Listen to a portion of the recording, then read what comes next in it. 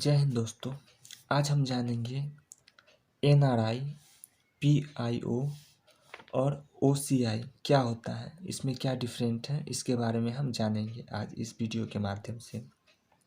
तो सबसे पहले हम जानते हैं एनआरआई, नॉन रेसिडेंट इंडियंस जो होते हैं वे क्या होते हैं। वे लोग होते हैं जो भारतीय मूल के हैं। ये लोग होते हैं जो भारतीय मूल के हैं, पर वे अपना अधिकांश समय जो है, ज़्यादा से ज़्यादा समय जो है दूसरे देशों में बिताते हैं, यानी विदेशों में रहते हैं। ये किसी भी पर्पज़ से हो सकते हैं, जैसे एजुकेशन प्राप्त करने के सिलसिले में कोई अदर कंट्रीज में गए हों, या वर्कर के रूप में कोई काम या मजदूरी करने के रूप में वो विदेशों में जाते हैं, और ये अपना अधिकांश समय जो है वहीं बिताते हैं। कहने का मतलब हो गया, कोई व्यक्ति गया तो कम से कम 6 महीना, साल भर, 1 साल भर रहते हैं, तो ये हो जाते हैं हमारे, यानी कि साल, 2 साल, 1.5 साल, मतलब कम से कम 6 महीना तक वो अपना अधिकांश समय जो है दूसरे देशों में व्यतीत करते हैं, तो वो एनआरआई के रूप में जाने जाते हैं। और कम से कम 6 महीना तक होना चाहिए, तब वो एनआरआई कहलाते हैं। उसके बाद हम जानते हैं पीआईओ। पीआईओ क्या होता है?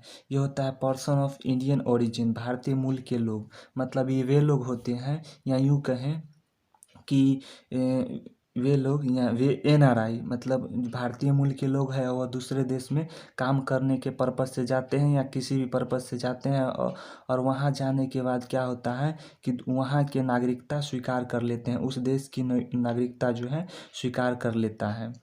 तो ऐसी स्थिति में क्या होती है कि उसे भारत की नागरिकता तो छीन ली जाती है। ये हमारे संविधान में ऐसा प्रावधान किया गया है कि कोई भी व्यक्ति अगर किसी दूसरे देश की नागरिकता को स्वीकार करता है तो वह उस व्यक्ति का उस देश के, जिस देश के वे निवासी हैं, उसकी जो नागरिकता छीन ली जाती है। तो इस वजह से वे जो होते हैं, क्या हो जाते हैं, पीआईओ कहलाते हैं। मतलब दूसरे देशों में जाके काम करने के पर्पज़ से जाते हैं और वहीं जो है वहीं के नागरिकता स्वीकार कर लेते हैं, तो वे पीआईओ कहलाते हैं। तो उस देश में भी उसे भारतीय मूल के रूप में ही जाने जाते हैं, न कि उसे उस देश के निवासी के तौर पर जाने जाते हैं। जैसे कि कोई व्यक्ति अमेरिका गया, किसी भी पर्पज़ से गया, और वह वहाँ जो है वहाँ की नागरिकता स्वीकार कर लेता है, तो वहाँ के लोग उसे भारतीय मूल के लोग ही कहेंगे, न कि उसे अमेरिकन कहेंगे। तो ये हो जाता है हमारा पीआईओ। अब जानते हैं ओआईसी क्या, ओसीआई क्या होता है।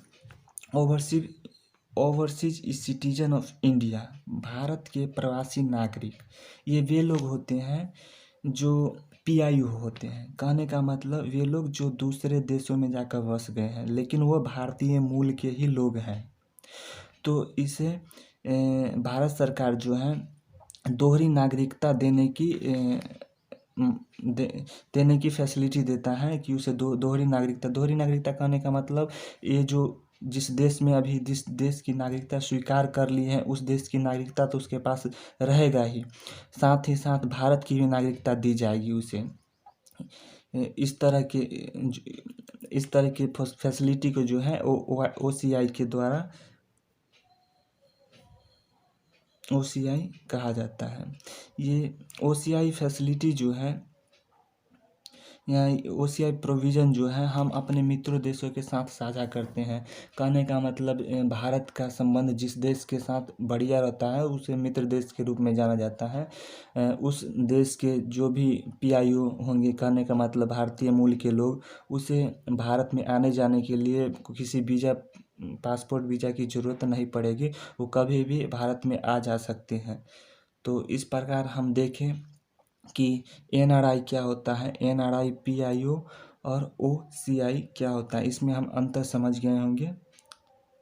अतः शॉर्ट में जानते हैं कि एनआरआई की कोई काम करने के पर्पज़ से दूसरे देश में जाते हैं, अधिकांश समय तक रहते हैं, तो एनआरआई कहलाते हैं।